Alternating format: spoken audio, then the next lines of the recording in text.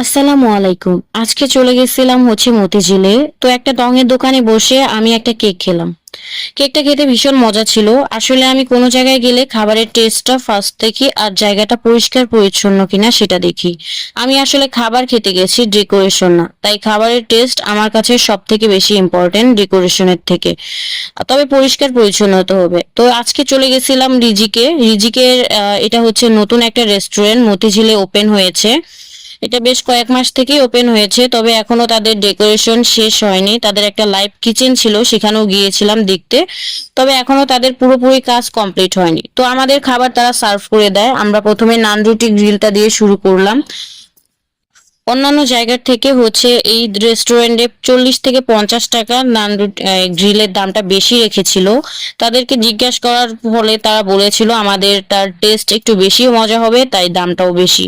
তো খাবার খেয়েই বোঝা যাক। তো আমার কাছে মনে হয়েছে যে গ্রিলটাতে আরেকটু লবণ লাগতো।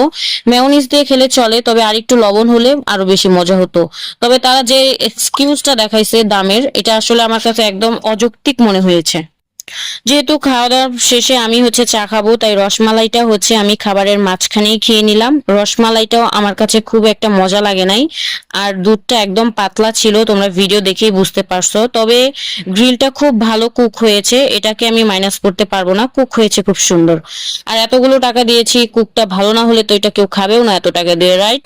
তো এরপরে আসলো শর্মাটা কামড় দেওয়ার সাথে সাথে আমার মনে হয়েছে যে মানে প্রথম বাইটে আমার মনে হয়েছে যে এটাতে মানে আদার ঘ্রাণটা খুব স্ট্রং ভাবে বা আস্ত আদা কুচি করে দেওয়া আছে। এরপরে আমরা তাদেরকে একটা সালাদ দিতে বলি, এই সালাদটা তারা আমাদের ফ্রিতেই দিয়েছিল। আর এরপরে আমরা চা নিয়ে আসি। আমার কাছে মনে হয়েছে চাটা আরেকটু জাল হইতো, মানে চার লিগারটা খুব পাতলা ছিল। চা খাওয়া দাওয়া শেষ করে আমরা বাসায় চলে আসি। আল্লাহ হাফেজ।